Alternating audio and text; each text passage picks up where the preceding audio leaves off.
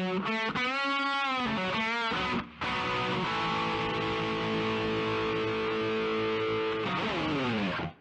to the OFX podcast. I'm Dave Claxton. Along with me is our Pronto Pee-wee and Spartan Pro, Bethany McChesney.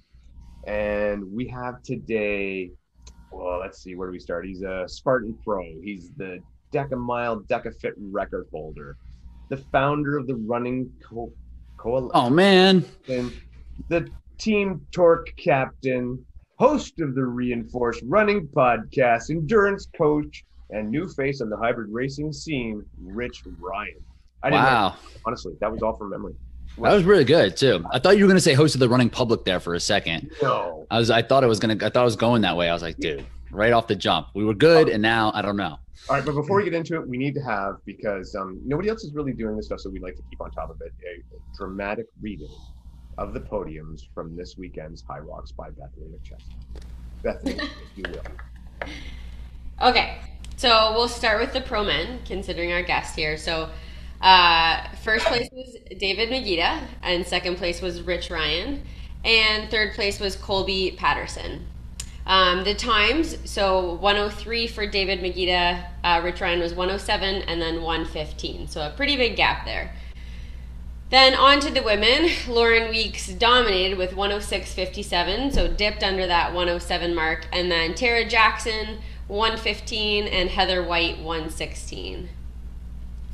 So the men's doubles, we had Tyler Flora and Michael Flora, and then Sam Seelenfrud and Megan Laniza, Brandon Westover and Ryan Westover. The women, we had Shayna Rowan and Jennifer Montgomery, Caitlin Briggs Salmonen and Jamie Mills, and then in third place, Monique Olin and Meredith Apter. And then the mixed doubles, we had Bracken Cracker and Michelle Aitken took it out for the win in that one. Jeremy Klassen and Jamie Klassen. And Andrew Soloway and Casey Simpson in third for the mixed doubles. And the cool thing about that is Bracken went down there with one of his clients, with one of his training clients to run that with. So Allison, if you're listening, you can take me to a Hyrox and we'll do that together, just so you know, it's fair, it's fair. It's all right. So Rich, why don't we just start for people who don't know you, why don't you just run back and kind of start with your introduction to running? Because I mean, you came through as more of like a collegiate runner, if I'm not mistaken. Yeah, that's pretty much my background. I was, played all sports growing up, ended up doing cross country sophomore year in high school after playing football my freshman year, and then played basketball in the winter, but ran in the fall and the spring, and then did pretty well in high school to go on and run at a Division I school here in Philadelphia called St. Joe's University, and pretty much been running since. So I've been running for, now I'm 35, so it's coming up on 20 years, 2 decades now of just running. So that's quite an accomplishment in itself, I would say. Right. And what jumped you into the OCR? How'd you get jumped into the OCR scene? So after college, because I did play all the sports, I kind of fancied myself as a more athletic runner, not just I didn't ever want to just classify it as just the runner type, You're a runner that could do a push-up. Exactly, right? I could jump some, I did play basketball and I loved it. I loved playing pickup, doing the whole thing. So it was I could go side to side if I would like to. I could catch a ball, usually. But then I just kind of got into the gym after college just to improve my running, and eventually kind of found myself getting into more of the high intensity stuff just by just way of my interest and just kind of doing independent research. And then by 2010, I think, was the first time I ever came across CrossFit. Just at the gym. I was actually working at a gym at the time, and one of the fitness instructors was saw me working. I was oh, you should really look into this CrossFit thing. I just started doing it. It seems like it's kind of what you're doing. And then I joined CrossFit in 2011. And then, so I was kind of doing both, running and doing CrossFit. And then I think the first race that came across my radar was this race called the Urban Athlon. Did you guys remember that one? It was it was a men's health race. So it was something that was just in Chicago and in New York. And it must have been in 2011, right? And it was you're jumping over hurdles and jumping over these cars. I think there's probably some sort of carry here or there, whatever. And I was this is what I'm training for. This is what I'm going to do. but then I never actually did a race until 2013, and then didn't really commit fully to like 2016. But it was like always kind of on my radar, and just kind of like training for that. Like it was always just the way I was going to train anyway. So then it kind of led me to it. And what's been great is now with this emergence of hybrid races. Also, did you guys make up the term hybrid race? Holy, Magida can suck it. That was us. Magita's taking claim for it. He's like, I think he said the same thing about you guys. And I was like, I don't know where it came from. But I'm in. I like it. I think it makes sense. I'll tell you straight. We kind of all did it together. He was on the show with us, and we just said, you're hybrid athletes, be hybrid racing. It was a team effort. We're going to give him some credit, whatever. Like, okay. He gets enough credit, right? We don't get enough credit. He gets tons, so I'm stealing it. Screw you. I'll make sure to cite it for you guys. Like, oh yeah, the OFX Dave Claxton hybrid racing. Then everybody will get it from there. So, and when I started to do OCR events, I thought it was going to be more like hybrid racing, where it's like this blend of running and strength. Where obstacle course racing, it really isn't. I didn't necessarily know I was signing up to become a trail runner and a mountain runner when I started doing obstacle course racing. There is still like, a strength component to it. So you need to have like a broader range of training when you do want to do well in obstacle course racing, especially as a runner coming out. Like you need to do something that is going to, kind of get you out of your rhythm and make things broken up a little bit more. But the way I've been training was just kind of what I thought OCR was going to be, but it actually is what hybrid racing is. So like, now it's kind of all come all the way around. So I've kind of been training for hybrid racing for like a decade now and just started doing it this year. So it's been great. So you were training for a sport that didn't exist yet. Right. I was well ahead of it. Well, actually that might explain then your quick success, right? I mean, so you jumped in and so let's just go. What made you decide to quickly pivot? So, I mean, you've been training for Spartan, you've been doing Spartan. Like you said, you pretty much trail running with some grip strength and some heavy carries. That's right. What made you decide to pivot towards doing, because I mean, you started out with Deka. What made you decide to jump into there? So it really kind of came down to just developing some clarity around what I did want to do with my time and my training, and actually what I just thought was a cool way to spend my time and what I thought was just cool, right? Like I do like the idea of grinding in the mountains. I do like trail running. I like it, but I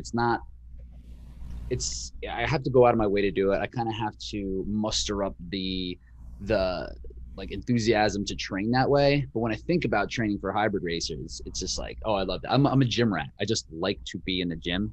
I just like to do that stuff. I do the CrossFit Open every year, even though it's like, I'm never going to qualify for anything. I just like to do it. I like to see where I'm at. I like the stimulus of it. So, and I've been running for, like I said, two decades now. So I had that big base of running, and when I ever had done CrossFit for all those years, like whenever there was like a Metcon that had some sort of run in it, I would always do really well. And I just kind of like that idea of like sharpening your skills within the gym and seeing how fast you can run in between them. So that's kind of where I'm at. All right, so you jumped into Deka. You did a regular Deka Strong first, right? Now, first off, can you remember the names of all of them? Because it seems like a lot of people struggle with that. I personally don't get that. We've talked about that before, Beth. Where, yeah. I mean, you don't get it? No, we get it, but I know a lot of other people don't.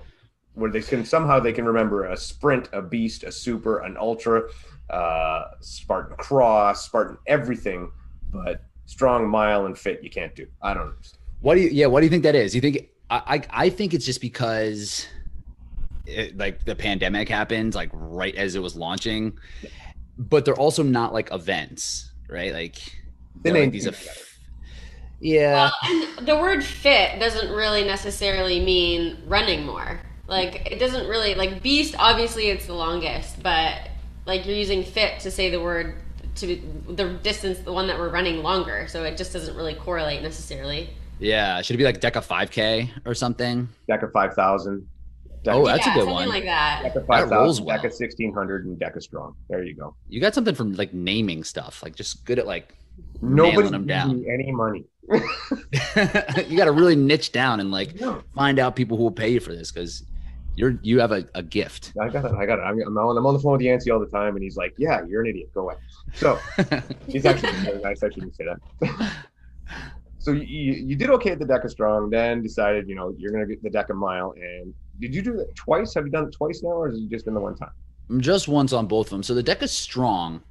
So have you guys done either of them? Like Bethany, I think you have not, right? We've spoken a little bit, and like they just don't have like the torque tank. Yeah, I don't have all the equipment in one space. And Dave, have you ever done it? No, we haven't been able to cross the border to any of the events yet since COVID happened. Oh, they haven't been there's no affiliates up in. And we're in lockdown, so even if a gym had it, oh right, go there. Right. Right. I know. I'm sorry. That's okay. Just rub it in a little.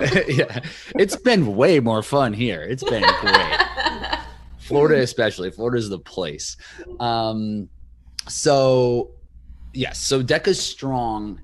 So really you're at the mercy of the layout for all of these things, even for like a Deca Fit or like a Hyrox, as I'm sure we're going to get into. Like the layout does matter. It's standardized to as much as they can, but like for the Deca Strong, when I did that, it was kind of it was like indoor outdoor, and it was set up funny. The tank was like a 25-meter push, and it was like kind of uphill, and like the farmer's carries were with the big handles.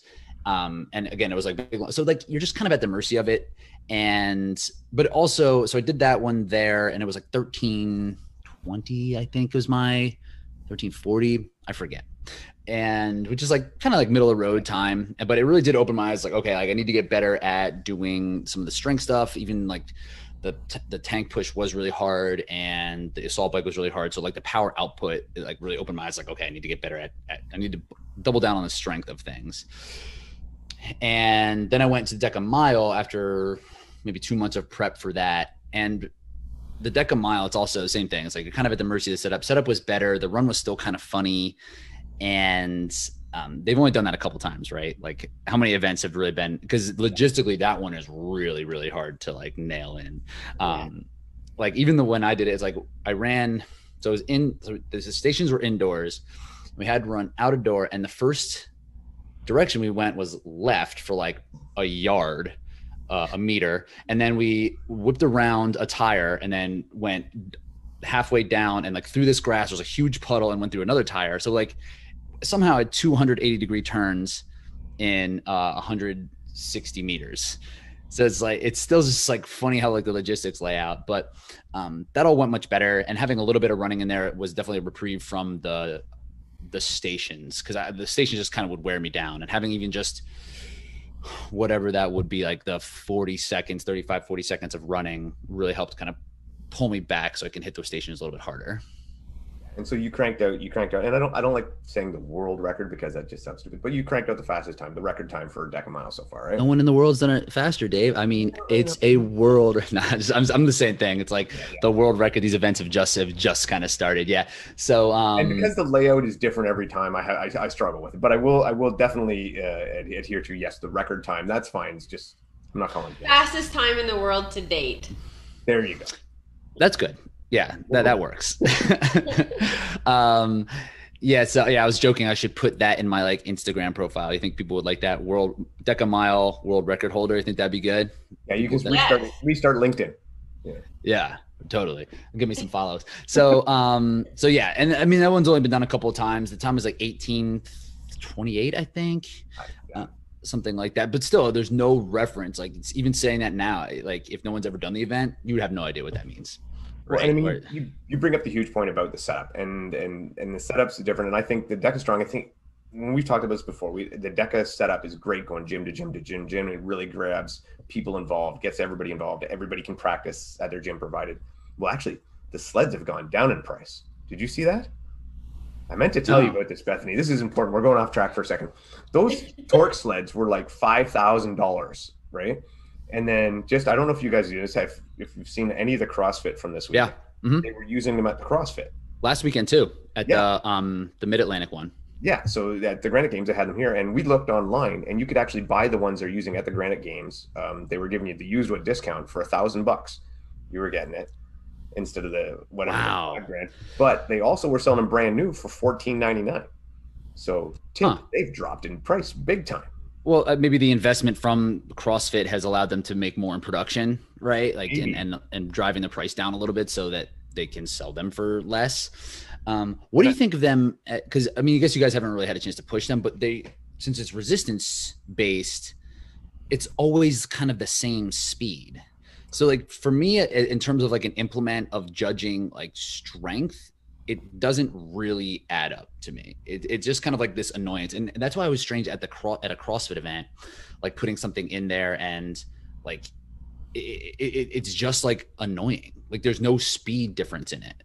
So I think it's a really good tool to have in a gym because it's standard. You can put it wherever. And if you're just doing for general fitness, that's great. But in terms of like judging fitness, it seems kind of strange to me. Do you want to go first, Beth? Well, I just remember David Magida talking about this when he did it too, and he said it was frustrating because he said no matter how hard he pushed it, it wasn't like it was going to move faster. And it doesn't.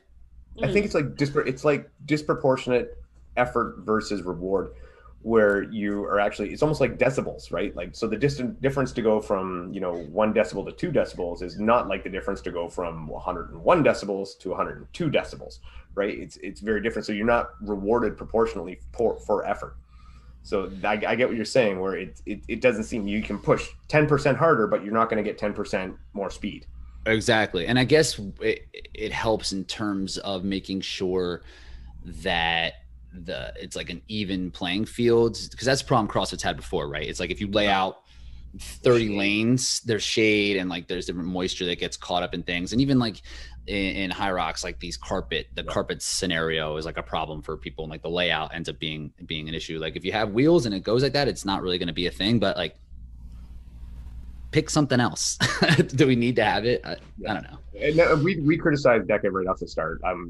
Not criticizing everything, but just that sled being so expensive and such a tough entry point for gyms to get on board. Whereas everyone's, skier is very functional. Everybody's got on this stuff, but yeah, that sled's it was too expensive. But no, down in price. Yeah, I don't know, man. I don't know which way I'd go, but when you and again, just even more off track, when you talk about the sled and Hyrox, I was thinking they got to ditch that carpet and instead get like sliders for underneath the actual feet of the sled. And that way, so you take away most of the places in the venues you guys can both, you've been there. I assume the floors are like, convention center floors, right? So there's something like a polished concrete or like some kind of tile. If you put carpeted softeners on the bottom of the sleds, you would actually be more consistent than putting carpet on the floor. It's not going to bunch up and you're going to consistent. And then for different surfaces, so for example, if you even had it on a carpeted surface, like the venue is carpeted, you can put the sliders we use for doing mountain climbers and gyms and stuff on the bottom of the sleds themselves. So again, fixing everything. That's very interesting, right? And it would still reward your strength, right? Yeah. And because it would be the same across the board, right? That's a pretty good idea. And then it would take away the unknown of it, because it seems to be hard to prepare for that carpet for people, and it really kind of takes them out because it is hard. Yeah, I think it would improve the consistency, and not only that, it would save money, because you're not hauling a giant carpet around from venue to venue. You got little things to put on the bottom of the tanks of the sleds. Anyway, that was something I was thinking about in the bathroom the other day. I do these things. Good thought. I'm glad you had that. Well, I don't even. All right, back to Deka. Yeah, so you ran one? I did one. Yes, I did a Deka 5000 in West Palm. And it was great. I mean, the way it was set up, I had no complaints about the organization of things, and like the layout was perfect. And yeah, it was a really fun, cool event for that. I wasn't exactly sure. Like I thought I knew what the stimulus was going to be and what it was going to feel like, and how to kind of pace things out. But it went really well, right? Like again, it was a quote unquote world record, the fastest time in the world so far run in that. And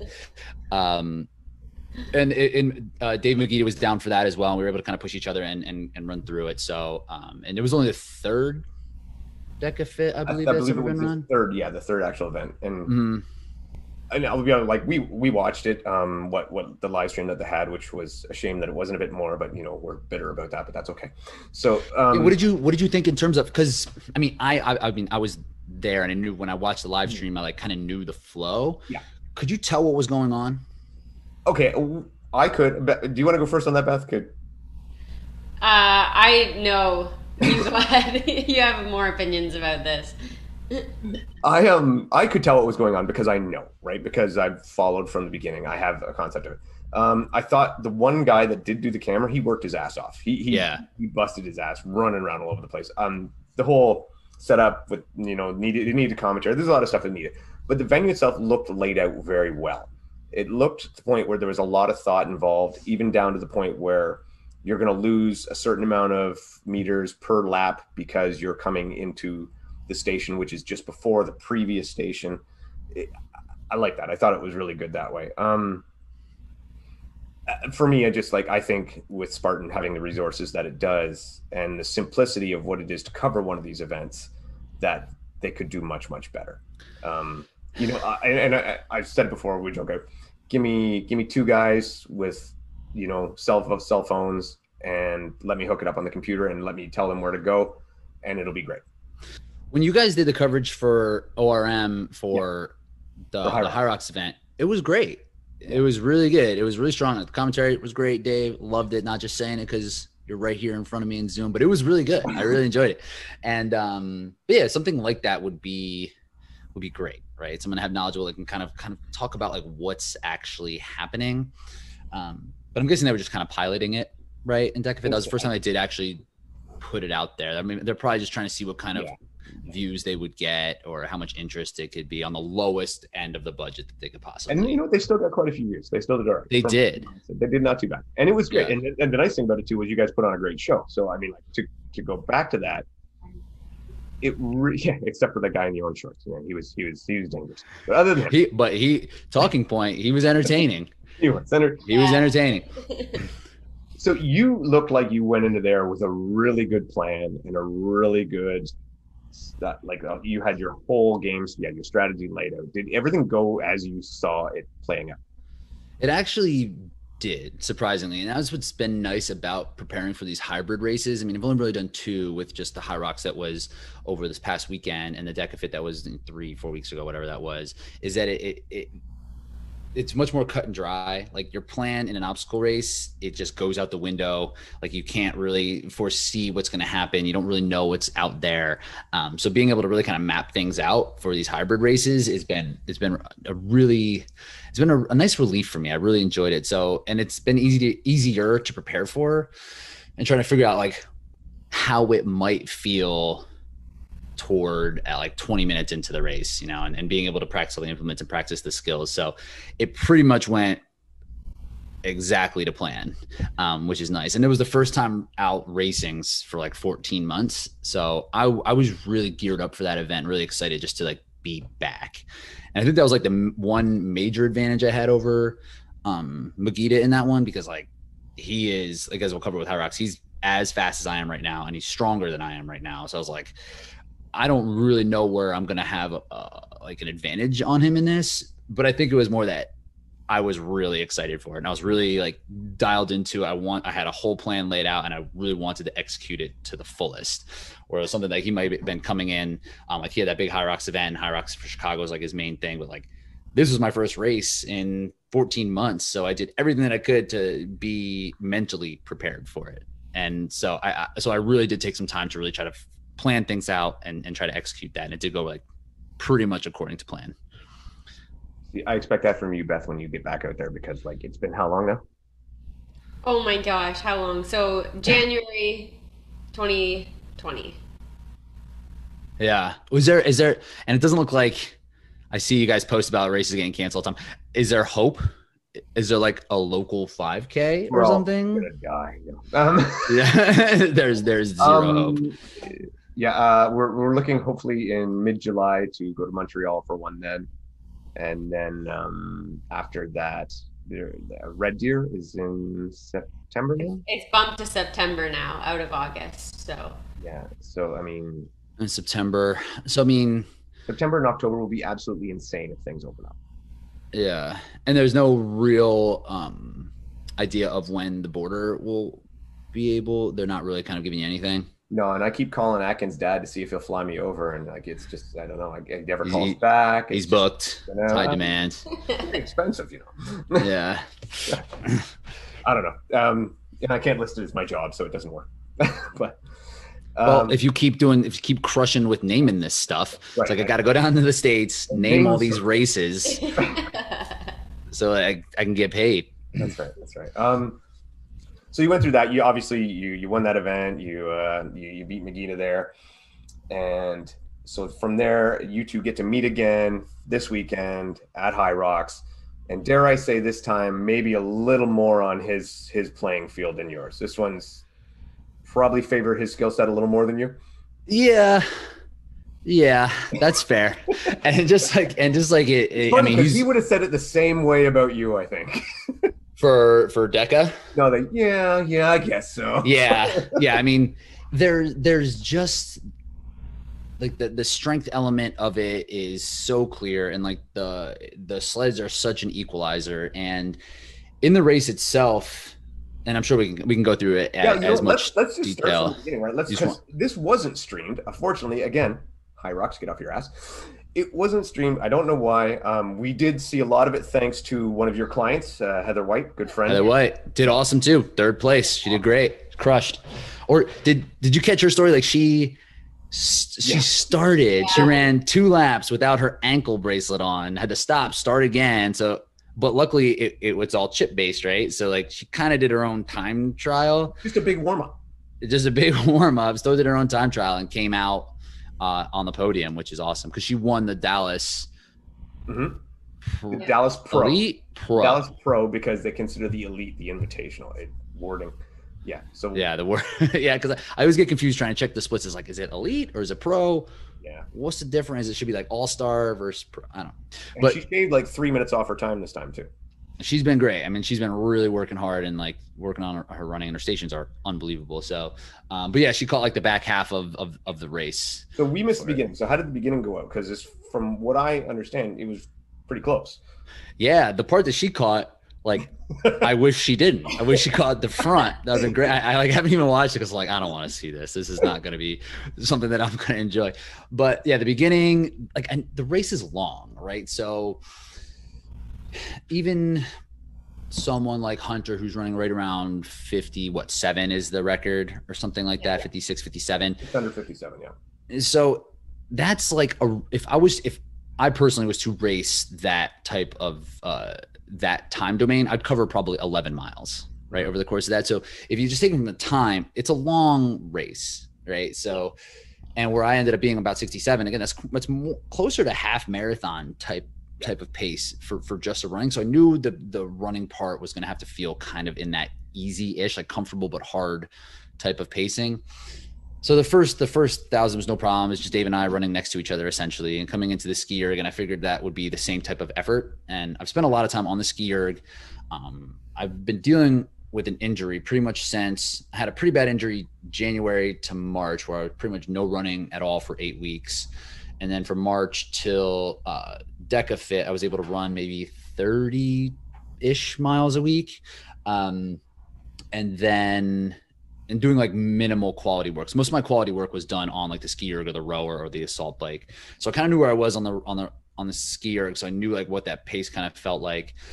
David got off maybe a second or two in front of me. And then we were just like next to each other again, just shoulder to shoulder, just kind of pacing it out that second 1,000. And then we came into the sleds, which everybody knows is just like what the whole race kind of boils down to. And I've done a lot of work. I've done a lot of prep trying to get ready for this because I knew if I didn't prepare for the sleds, I would have no shot at all. It would just kind of bury me right from that point in terms of like the time it would take, because you see some of these splits in these races, like they take forever sometimes. Sometimes they're like 7-9 minutes. Yeah. Beth, when you did the Hyrox, how long were your sleds? My push was fine. Which venue again? You were Chicago? I was Chicago. My push was like 7 minutes. My pull was like 12. 12. In fairness, doesn't the sled weigh 3 times your weight? Okay, but yes. So I was terrified of the push because it's 3 times my weight. Right. So I just trained the push like crazy, but I never really had a good setup to train the pull. it's not easy to get that set up. Like to get that rope with that thing that connects, it's a very specific piece of equipment that you would have. Yeah. And it's kind of expensive to get something like that. Yeah. Which and the rope distance too. We had a 25 meter. So to me, it was getting the tension out of the rope and trying to figure out how to get the tension and then have your grip and then move. And I don't know. I didn't train for it once before the race because I just thought, oh, it's half of the weight of the push. If I could, it was just really a bad training error on my part, and I just fell apart on the pole. And I couldn't grip it, and I actually ended up tearing my hand so bad. My one hand was dripping blood by the end. From that, and the height has to be when getting the tension out too, right? Like if you can't create I'm not a long enough lever, right? Like you can't really lean back into it and kind of get that tension. It was probably like on the ground, right? Yeah. So like I hear stories like this. Thank you very, very for like making my point for me that these sleds are really going to be the issue. So I spent a lot of time working on that sled, working up to that weight and not knowing what the carpet situation was going to be like. So I knew in my head, it's like, okay, when I get there, it's going to be a completely different game. I'm going to be ready to be frustrated. I'm going to be ready to like just run my race no matter what happens with it. But we got to the sleds and it was fine. I was able to push it really well. The carpet that I've been training on, it was very similar to the tension that I had with the Hyrox ones. And you know, that tip everyone talks about is like picking it up a little bit. On the sleds that I use, I can't do that at all. So I'm very much needing to get low and really kind of push. So it was nice to even be able to kind of create that leverage and just kind of let it coast along a little bit. And that does help. It does work. But even still, even though it was felt like I was as prepared as I could be for it, it's still a massive effort to move it. It's like, it's not like a run where it's like, okay, run at 80% of what you think your max would be. And like, okay, that's, I don't know, 10-mile pace, or run at like 95. Like, okay, it's like 5K pace.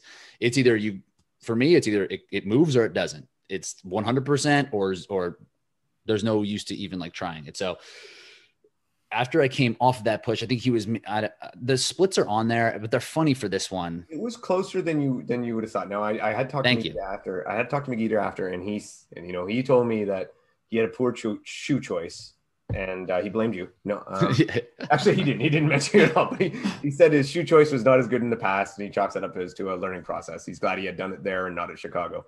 But he wore like an old pair of Vaporflies.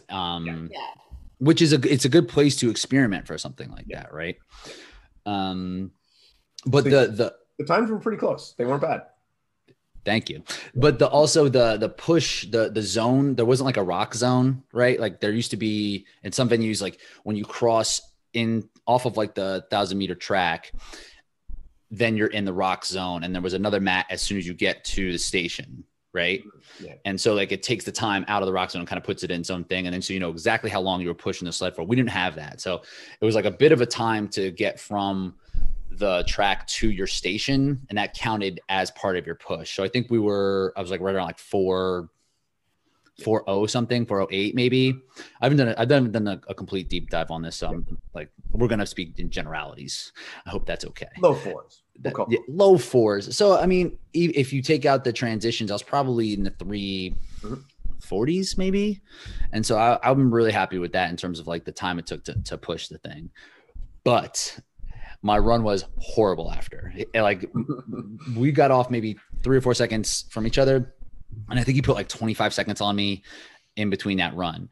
And David and I if we're at our fastest, like I will probably beat him in pretty much any running distance from like 5K up, but not by a lot, right? Like he's probably one of the top 5 or 6 runners in obstacle racing, like as a whole, not just like hybrid racing. He's probably like the fastest, like 1 or 2 when in the hybrid racing space, but in OCR, like his running this past year has been phenomenal, right? So like at his best and at my best, like the separation isn't that much, but it's going to lean toward me on a lot of the runs. Yeah. But after the sled push in 1,000 meters, he put like 30 seconds on me, you know? So it was just like a Herculean effort for me to get this sled back and forth in 4 minutes. And for him, the effort wasn't as high, and he was able to kind of continue to move through it, where I was like on a different planet for 500 meters for that. Like, and Bracken was there, and after one of the laps, you could probably see it in my face. And he's like, it's going to get better. Like, just, it's going to come back. I was like, oh my God, I hope. And it did come back a little bit on the second half of that run. But, so there's some things you can chalk up to. I mean, like, David's put a ton of volume in. He weighs 20 pounds more than I do. And he's jacked, he's yoked, and like big, strong dude, man. He's a big, strong dude. Like, we're about the same height, and he has about 20 pounds on me, and he can still run that way. So like the effort it takes for him to move that sled isn't as much as it is for me. And I was hoping that my capacity to move weight kind of above my ability level and still be able to not be fatigued would help. And that's kind of how I've always done CrossFit, right? Like, I'll beat a lot of bigger dudes in CrossFit just because I can work at a really high rate, and my endurance can just like maintain that. And I was hoping that would translate here, but Dave is just too good. Like, there's no margin there to like really bank on to like be able to catch him on that. Yeah. So then we came into the pull, and I was feeling okay because the second half of the run did come back, and it was that shorter rope pull, but I was still worried about the tension, and people did kind of tell me that, like, hey, it's the tension of it. Like, the rope kind of stretches a little bit. Just make sure you don't get frustrated with that as well. And I practiced a little bit on a shorter rope. Even the rope I had was probably 8 to 10 feet or something like that. So it's a little bit shorter, but not tremendously. So I had some practice on working with it, and I just started moving it and never really had an issue budging. I had a good plan for it. I found that for me, the way I kind of look at it is that, like, do you guys ever like go rock climbing, like bouldering or anything? Yeah. So, like, when I first started rock climbing, I would try to muscle everything. Everything would be bent arm, right? And like trying to go through it, and then they'd just be smoked. Where then you kind of learn how to use a straight arm and kind of use your body to leverage things back. That's the best way to kind of like help your endurance for rock climbing. So I was doing the same thing with the sled pull, is like straight arms the entire time. I wasn't even like bending them at all. So so I didn't have to rely on my biceps. It really wasn't too much of a pull. And then I was just like hold it straight and walk backwards. It was pretty taxing on my hands by the ends, but the thing was moving. It was moving, and I saw it moving faster than David's. I looked at him like, what are you doing? Like, how am I catching you on this? Because he didn't have a good pull in Dallas either, right? And and I figured it was because it didn't look like he had a good pull because he was next to Hunter, and like that's just what Hunter's going to do to people. Oh, yeah. But the pull was moving, and I caught him and passed him and was out on the run before he was. Maybe, I don't know, 10 seconds ahead of him. So I made up a ton of ground on just the pull. Again, I was happy with that. The dude's like 20 pounds more than me. I've never done it before. So I was really encouraged about how the sleds went in general. But then I was really tired. but the thing is, it took a lot of energy, and I got really, really tired. So by the time I got to the burpee broad jumps, he made up the distance during the broad jumps. And I think he actually left before I did in the broad jumps. And then again, his runs were just better than mine. Like, flat out. Like, I didn't have I had very little answers on the run, which is a little surprising because I figured that's where my stronger like stations should be. But like how I mentioned before, like running has really been up and down this whole year, and I hadn't put any quality work since a week before Deka Fit. I hadn't really even been able to do any type of quality running. So my volume was really low, my quality was really low, and I was really banking on all of that work being done on the rower or ski erg. And just like the specificity of the run just wasn't there, and like I paid for it, and I just like couldn't make up that time. And he was beating me by like 15 seconds on each run for like the rest of the time. So after that, there's not really like, that's kind of how the rest of the race went. The wheels just fell off at that point. What's that? The wheels just fell off at that point. And the wheels were just falling off. Like, I got to the farmer's walk, and I put it down a ton of times. I probably put it down 6 times. Yeah, we saw that part. Yeah, I knew. Great. I didn't want to. Okay, actually, a quick on the farmer's walk. So you did the whole race, and I know David has done both his races. Like, you were wearing gloves, and then I know he's had good success with them. He has that issue. You struggled with yours on the farmer's walk. And what happened on there? Were they just crumpling up on you? So people say they sweat a lot, but like I sweat a lot. I was sweat. So I had wristbands on too to try to keep the gloves from getting wet, and the gloves were completely slick because they were soaked through.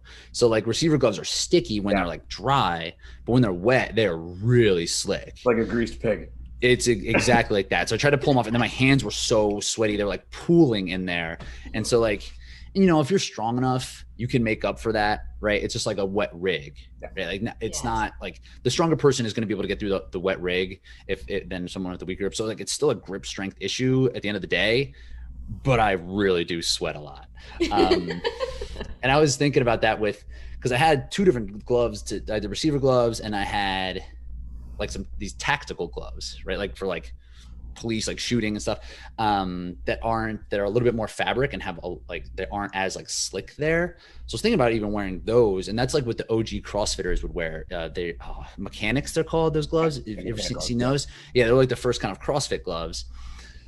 So that probably would have been a better call, or just like having a towel. Do you think I could like if I wore like a fanny pack, like a VJ it, man? I could just like pull it out. I really think I could do that. And one thing I didn't mention, it's worth mentioning. Did you get a good sense of how the layout was there? Yeah. I think I know where you're going with there. Are you talking about everybody had their own lane? Yeah. So everyone had their own lane. We had the same judge the whole time.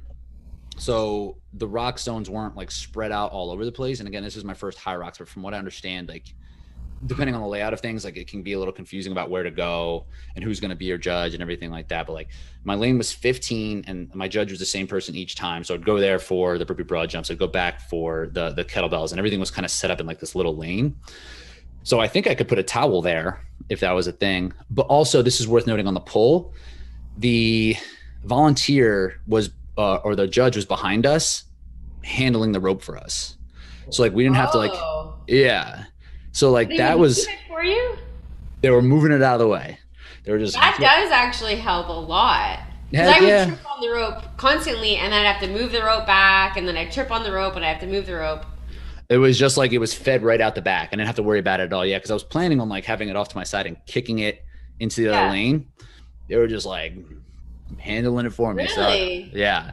So again, like this thing's standardized, sort of. But like they're gonna change, and they're fine tuning it, right? And like, is that a better way to do it? Like, does it matter? It wouldn't matter if they were all like that. Like, it doesn't. Right. It's not a different test of your fitness if you have to kick the rope out of the way. So maybe that's just like something they're gonna play around with and move forward. Like, I'm for it. I think it was great. Yeah. I think actually the setup, from what I saw, this setup was actually one of the best ones I've seen. Because it did make sense. You guys all had your own lane. It seemed like less confusion. Like I know, Beth, you've talked about in the past how confusing that rock zone is. Yeah, well, and like I messed up the order, and you're like, you think, okay, it's 1 to 8, but it was so confusing running into there because there was no order to how they were laid out. Oh wow, really? Yeah, because it was helpful because it was all there, so it would just kind of tell you.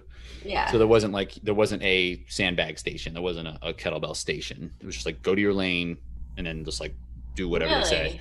And the way they kind of adjusted the distance of things, they had cones. So the judge would move your cone to where the distance needed to be. So if it was on the farmer's walk, they would just like move the cone down a little bit and like down and back however many times.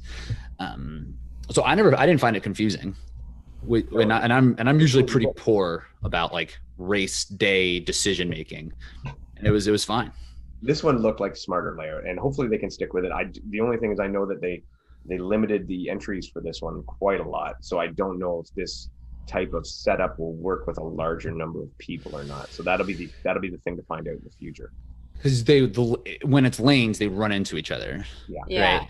So like, and if the space would be bigger and you could lay a carpet out longer and you could kind of split it in half and be like the sleds are down here and then the rest of it's here, then maybe you could manage it a little bit. But yeah, it seemed to make sense. Like if this was the way that they were going to do it moving forward, I think it would be great. So you got through your farmer's carry. And then after that, it was just pretty much, were you just kind of bleeding the rest of the way to right all the way home?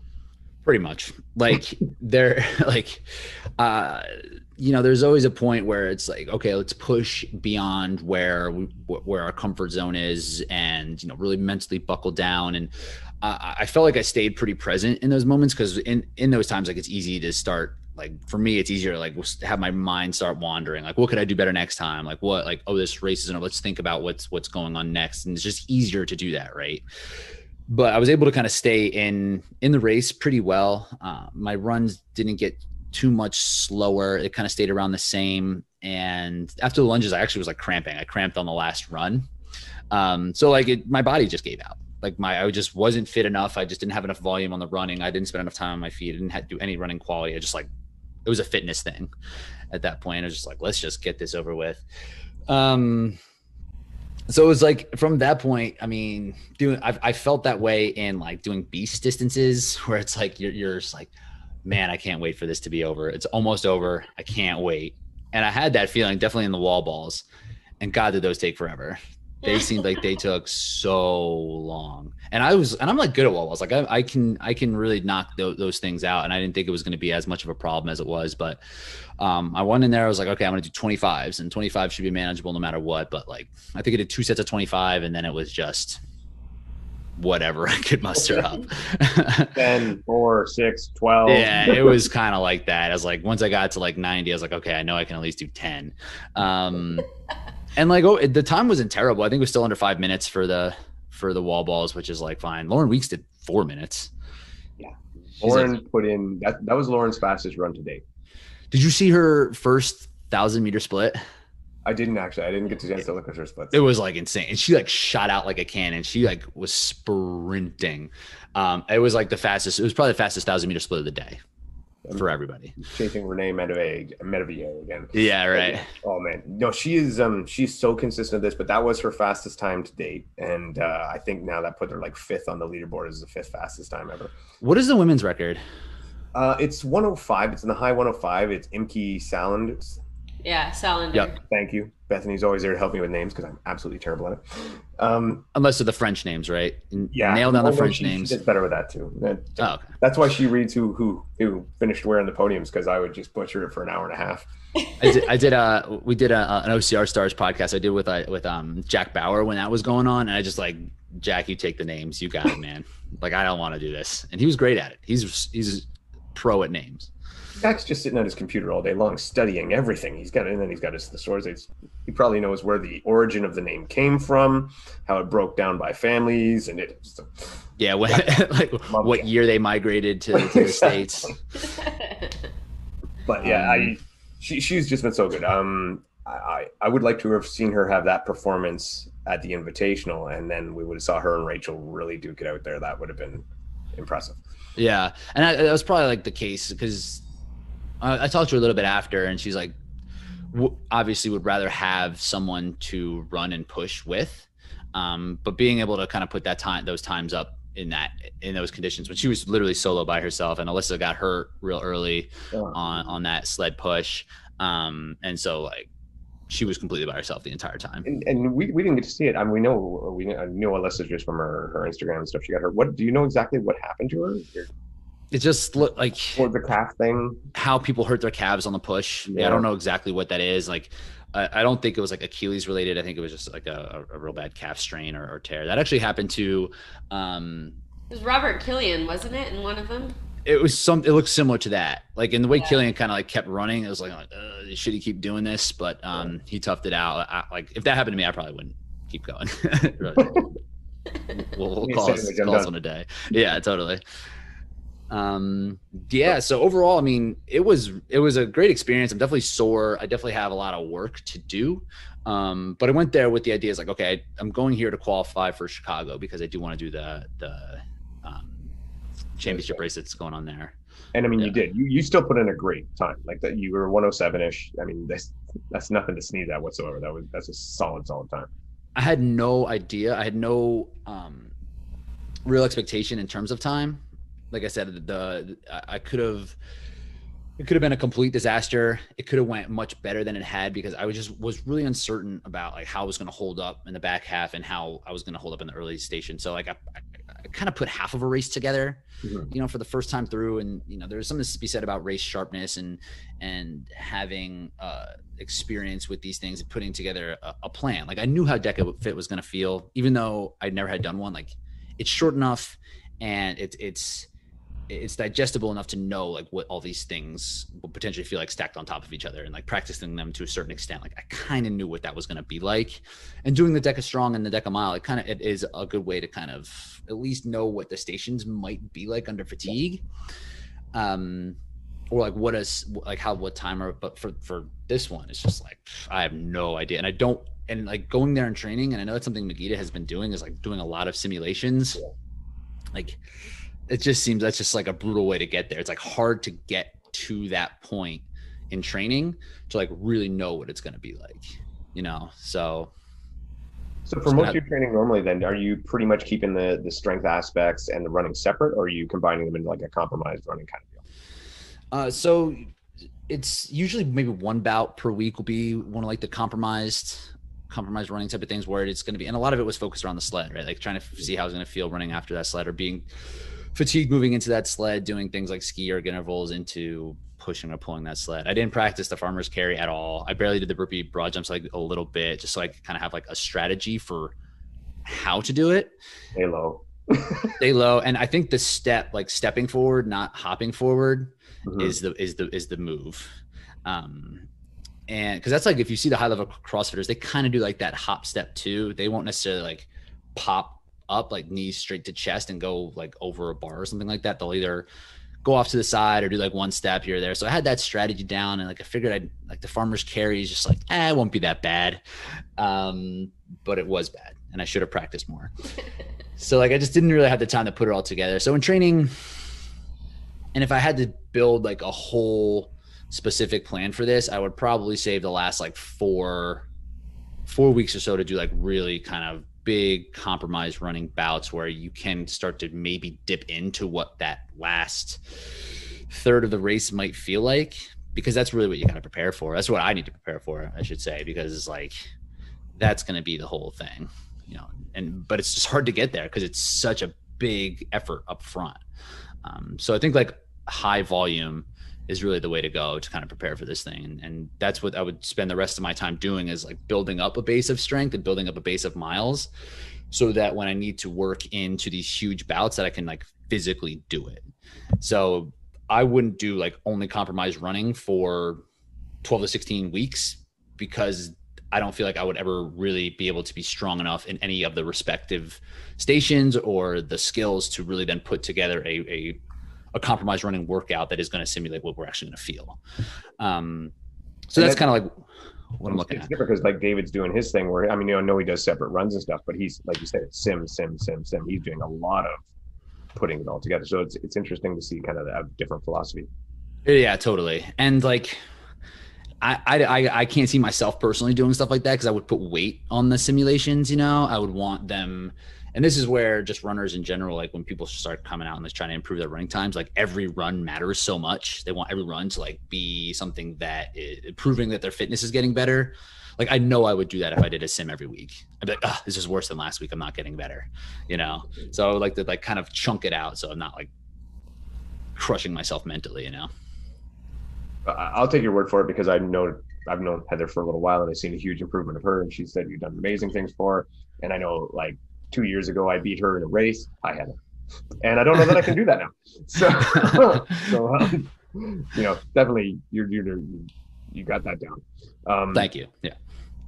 So this is obviously a very young sport, right? It's brand new. Everything's just getting started.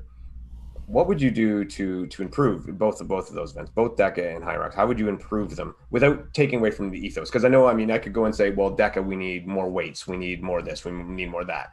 But really, that's not what they want to be. And in Hyrox, I could say we want to go in a completely different direction, but that's what they want to be. So in order just to fine tune and kind of stay within their ethos, how would you improve those races? I was hoping we would talk about this, because I figured you guys would have thoughts. And that's about all this. The time we have for today. Make sure to tune in next week as we talk about how to improve. So yeah, like I'm thinking about this a lot now, right? Like, because even still, these two events, will definitely facilitate a way to train that might be different than what obstacle course racing would be. And there might be a philosophy around this that might be a little bit easier to digest and to deliver to the general public than, say, obstacle course racing, right? And like, I think OCR in terms of like Spartan and Savage, it's going to be hard to expand beyond to like the general public, just because there's not like a training philosophy that people can really dive into. And like, that's what CrossFit did, right? Like, people got into CrossFit for fitness sake, not for sport. And then they just kind of learned about the sport as their fitness improves. So like, we need that for OCR, but it's going to be hard. You know, there's OCR gyms, there's obstacle course racing gyms, but they're not like, but they're still, I don't know. There's not like a training philosophy around it, but this hybrid racing, there could justifiably be that, right? So like, there could be a way to kind of expand this to the masses, but there is still like already a market of people who are into fitness and into competition, who are CrossFitters, right? And that market's huge, and it's explosive. And if that could be tapped into a little bit through this, I think that would really help the growth of this thing. But right now it's still so runner centric on both ends. Like the Hyrox events are going to be equalizing for the runners, but it's still an 8K of running. That still is, and like I said, it's like a half marathon type of endeavor that you have to get ready for from an endurance perspective. And people just don't want to do that. Like, CrossFitters are not going to necessarily want to do that specifically when it's just like monostructural movement and then running, then monostructural movement. And it's like all cardio. Like, that's not like fun. And same with Deka. It's just like, it's all cardio.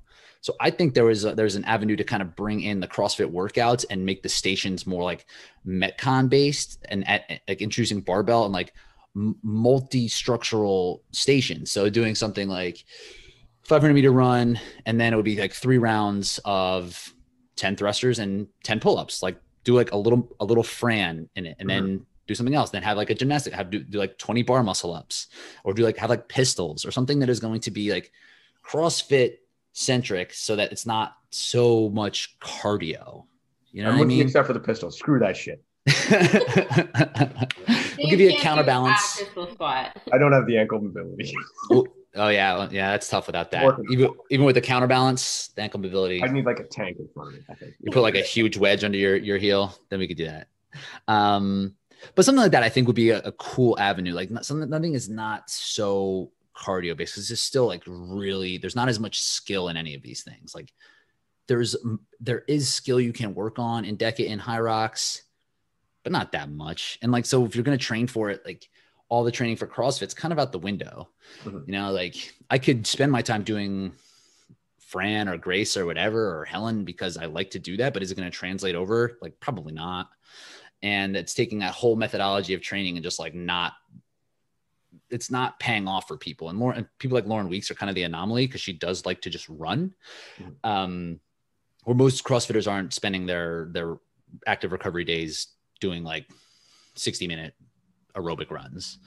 So I think there's an avenue for that, for these to spin off, or a new kind of company to kind of come in and tap into, which is kind of what TMX was, right? I could spend all day talking TMX. Well, yeah. Well, what do you guys think? Like, how do you foresee this growing and like expanding? Oh, you go first, Beth. Well, and see, what you're kind of talking about too is like Deka Strong, but at the same time, Deka Strong is just too light to really appeal to like the CrossFit community as well. Because again, it's just basically like it's still just like reps of lightweight. And if that was a Metcon at like the CrossFit Games, it would be stupid. Like, that would be a dumb games event. Yeah. You're like, what is it? Like, this is not that cool. Yeah. I think for me, and I've suggested this to Hyrox, the first thing I would do to open the market a bit is create what I would call, and because I'm naming everything now, a Hyrox 3200. So essentially 300, you're going to do 400-meter loops instead of 1,000-meter loops. You keep all the exercises the same. And then all of a sudden you're going to not scare away so many CrossFit type people, because now you're running 2 miles instead of 8 kilometers. So instead of 5 miles, you're down 3 miles, and that'll open the door for a lot of them, I think, just right off the bat. I like your idea when you're getting in different exercise, different modalities. The biggest problem I have with that is they're more difficult to judge. and we already have issues getting proper judging throughout OCR and this stuff just starting out, that you need, I think what they need is movements, again, heavier movements, but movements that are very less judge based. For example, you have in your Deka, you have the box step overs, right?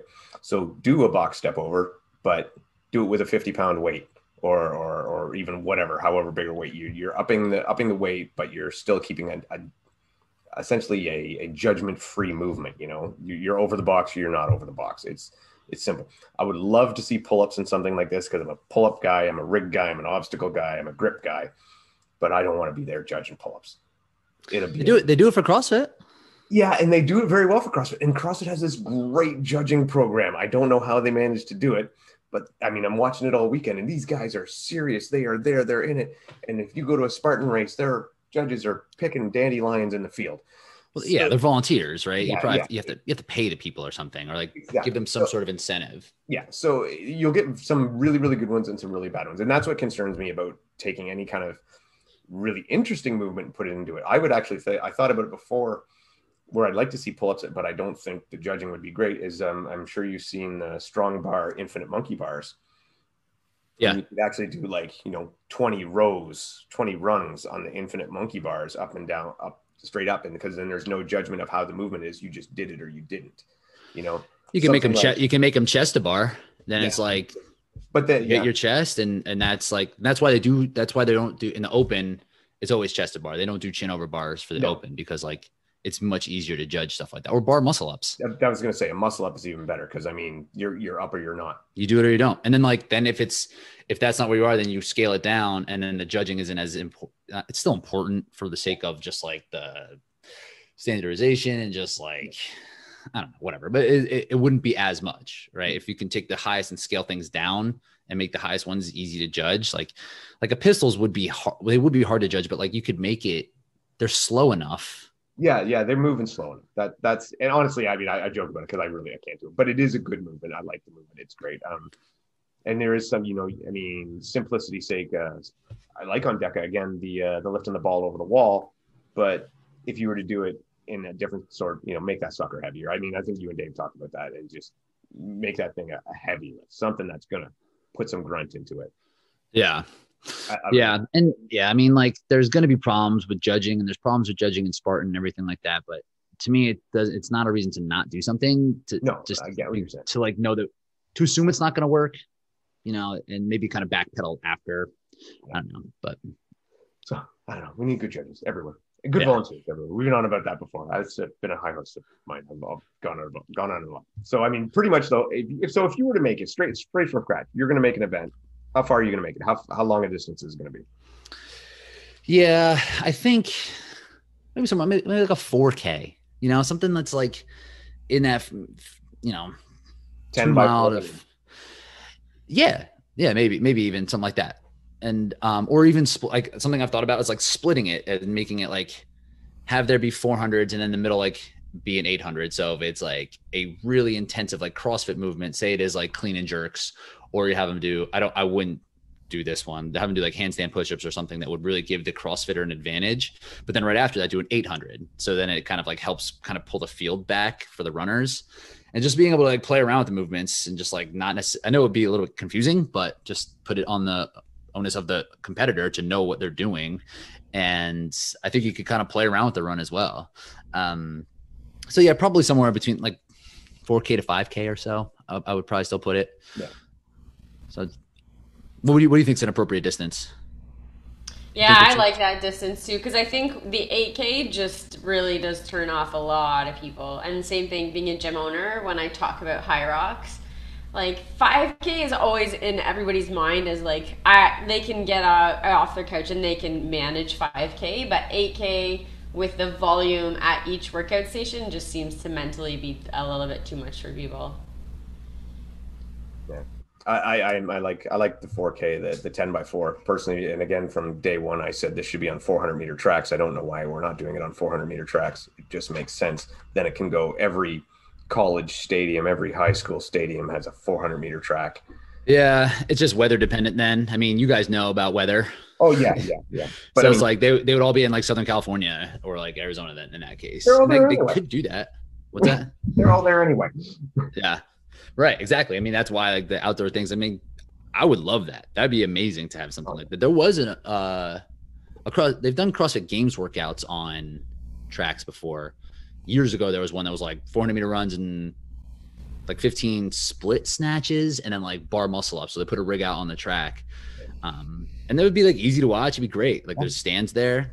Big tower in the middle, fill the whole thing right around in the circle. Yeah. All right. So is this the priority now? Is this where your game lies? Is this where you're focusing? Or when Spartan fires back up more frequently, are you going to train for that? Because I mean, and I guess this is kind of two questions in one. Do you think you can focus on, the Spartan North American type series and focus on this at the same time? Or if you really want to excel at one or the other, do you have to say, this is my A, this is my B? Yeah, I think the latter is just kind of how it's going to have to be across the board now with this obstacle racing space, even having things like Hildervat kind of pop up, right? Like you could realistically foresee someone like VJ Jones being like, okay, I'm doing 3K races and below, and he's going to do, and like if Spartan Cross comes out, and he can make a living doing that essentially, right? And he can just become the best at that, as opposed to always having in the back of his mind needing to get prepared for the real money making races that are the U.S. National Series Championship or whatever, or the World Championship, which is a beast distance, which is a different event. And like now, like so, I think there might be a bit of wiggle room in the next couple of years to hedge to be able to do relatively decent. Like if you're doing a lot of your if I'm doing a lot of my like regular aerobic runs on trails just to kind of keep that sharp, or doing hill work with my aerobic work just to keep it a little familiar, like maybe I could do okay. But really I think but I've done that before. I've kind of tried to do everything and it just doesn't go well. Like I know enough now from trying to do that for several years that really trying to buckle down and go after something and really dedicating it and learning about the training. And that's something that I'm really passionate about. It's like, how am I going to figure out how to do this the best way possible? And like trying to do it across all these different domains is just not going to be ideal for any of them. So yeah, I think I'll do the regional races and maybe I'll hop in a national series race with the idea of it being fun and just like keeping it sharp and just being around the community and just being out there, but without putting that weight in terms of wanting to perform well in it. Because I'm going to need to like change my body composition a little bit if I really want to get in, really want to do well in these hybrid races. And even if it does change into something like the ones we were talking about, putting in like more skilled CrossFit movements, like I'm going to need to kind of be there. I'm going to need to be able to move weight a little bit more. So I don't know if that would necessarily take me out of doing well in like a Spartan race, but if I need to gain 10 or 15 pounds, like it'd probably be better suited in that hybrid athlete space. So I think I'm going to go all in on the hybrid racing. Yeah, I mean, dude, like obviously you're crushing it, like you're smashing it. It definitely seems your wheelhouse. I would, as an expert, I would suggest it's wise. Thank you. In that case, my mind is made up. And also it's easy for me to it's easier for me to train. It's still not even that easy for me to train for it because I have 3 gym memberships. I was thinking about this. I have 3, trying to like piece all these things together for even these hybrid races to do it. But I live in the middle of a city. It's really hard for me to get on trails. It's really hard for me to get on any type of elevation. It was like, that becomes less enjoyable then, right? Like, and again, I'm a gym rat. I like the type of training, and that's what speaks to me the most is doing that. And I can get really excited about the training, which is when I have a question about things for myself or for the athletes I coach, like, hey, what do you like to do with most of your time? Then that's kind of the direction of where the races should go. Yeah, I think that pretty much says it in a nutshell. If you enjoy it, you're gonna train harder at it. You're gonna do better at it. Right. Beth, I'm good. Do you have anything else tonight? Yeah, no, that's great. All right, let's wrap it up. Yeah, thanks so much, Rich, for joining us. Congrats on your 2nd place finish at Hyrox, and we look forward to seeing you crushing it in the future. Thank you, guys. Yeah, thanks for being a part of the sport and being excited about hybrid racing. Let's keep this thing rolling.